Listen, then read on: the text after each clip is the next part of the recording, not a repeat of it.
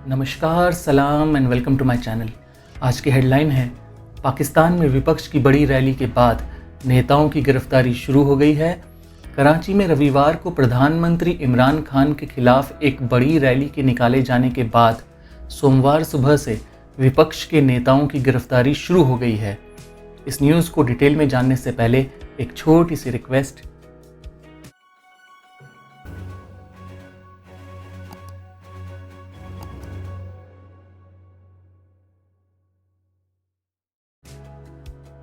Police ने पूर्व प्रधानमंत्री नवाज शरीफ के दामाद और उनकी पीएमएलएन पार्टी के नेता मोहम्मद सफदर को गिरफ्तार कर लिया है। सफदर की बेटी मरियम नवाज ने ट्वीट करके बताया कि वो कराची के जिस होटल में ठहरी हुई है, पुलिस उसमें घुस आई, उनके कमरे का दरवाज़ा तोड़ दिया और वहां से सफदर को गिरफ्तार कर लिया। सफदर के खिलाफ इमरान खान की पाकिस्तान तहरीक-ए-इंसाफ पार्टी ने पाकिस्तान के संस्थापक मोहम्मद अली जिन्ना के कब्र पर राजनीतिक नारे लगाने के आरोप लगाए थे, जो कि गैर कानूनी है। सफदर की पत्नी और नवाज शरीफ की बेटी मरियम नवाज ने रविवार की रैली में सरकार के खिलाफ भाषण दिया था और प्रधानमंत्री पर आरोप लगाया था कि उन्होंने लोगों से नौकरियां छीन ली हैं और लोगों से 2 वक्त की रोटी भी छीन ली है। बताया जा रहा है कि रविवार की रैली में विपक्ष के लाखों समर्थक मौजूद थे, जो प्रधानमंत्री को हटाने का एक अभियान शुरू कर चुके हैं। उनका आरोप है कि खान को 2 साल पहले चुनाव में धांधली करके सेना ने प्रधानमंत्री बनवाया था। कराची में हुआ यह प्रदर्शन विपक्षी पार्टियों के गठबंधन पीडीएम द्वारा 3 दिनों में आयोजित किया गया दूसरा प्रदर्शन था। पीडीएम 9 मुख्य विपक्षीय पार्टियों का गठबंधन है, जिसने सरकार के खिलाफ पूरे देश में आंदोलन शुरू करने की योजना बनाई है।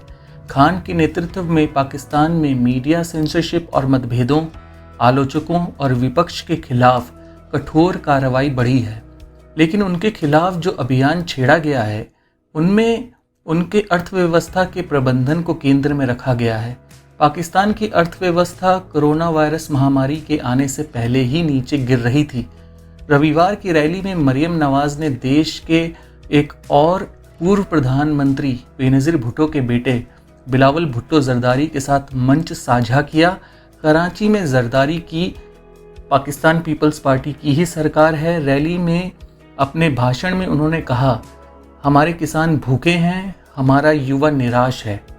यह संदेश देश में बढ़ती महंगाई और नेगेटिव आर्थिक विकास देख रहे उनके समर्थकों को लुभा गया।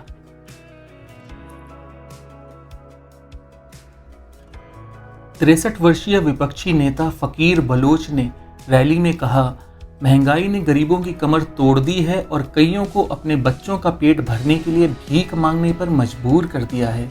इस सरकार के जाने का वक्त आ गया है। उनका भाषण सुनकर समर्थकों की भीड़ ने गो इमरान गो के नारे लगाए। पाकिस्तान में अगले आम चुनाव 2023 में होने हैं। शुक्रवार को विपक्ष ने पंजाब में पीएमएलएन के गढ़ गुजरावाला शहर में एक विशाल रैली आयोजित की थी। लंदन से एक वीडियो लिंक के जरिए रैली को संबोधित करते हुए नवाज शरीफ ने सेना प्रमुख जनरल कमर जावेद बाजवा पर 2018 के चुनावों में धांधली करवाने का आरोप लगाया था। उन्होंने बाजवा पर 2017 में उन्हें सत्ता से हटाने का भी आरोप लगाया था। उन्होंने ये भी कहा कि उनके खिलाफ लगाए गए भ्रष्टाचार के आरोप मनगढ़ंत हैं। सेना ने अभी तक शरीफ के आरोपों पर प्रतिक्रिया नहीं दी है। खान ने इन आरोपों का खंडन किया है और सेना का समर्थन किया है। शनिवार को उन्होंने विपक्ष के नेताओं के खिलाफ और भी कठोर कार्रवाई की धमकी भी दी है। इस्लामाबाद में हुई विपक्षीय दलों की बैठक को लंदन से पूर्व प्रधानमंत्री नवाज शरीफ ने भी संबोधित किया था। उन्होंने देश की मौजूदा समस्याओं के लिए इमरान खान सरकार को नहीं, बल्कि उन्हें सत्ता में बैठाने वालों को जिम्मेदार बताया। उनका इशारा पाकिस्तान की सेना की तरफ था। उन्होंने कहा, आज देश जिन हालात का सामना कर रहा है, उसकी बुनियादी वजह वे लोग हैं जिन्होंने जनता की राय के खिलाफ अयोग्य हुक्मरानों को देश पर थोपा है। यह पहला मौका नहीं है जब शरीफ और अन्य विपक्षीय राजनेताओं ने सेना पर 2018 के आम चुनावों में धांधली का आरोप लगाया है। यह पहला मौका नहीं है जब राजनेताओं ने सैन्य जर्नलों पर लोकतंत्र को कमज़ोर करने का आरोप लगाया है, लेकिन विपक्ष की हालिया बैठक में सेना विरोधी आवाज़ें बहुत मुखर सुनाई दी। बैठक में मौजूद सभी पार्टियां इस बात पर सहमत थीं कि सेना अपनी संवैधानिक भूमिका से बाहर जा रही है। नवाज शरीफ की राय में सेना आज देश से ऊपर हो गई है।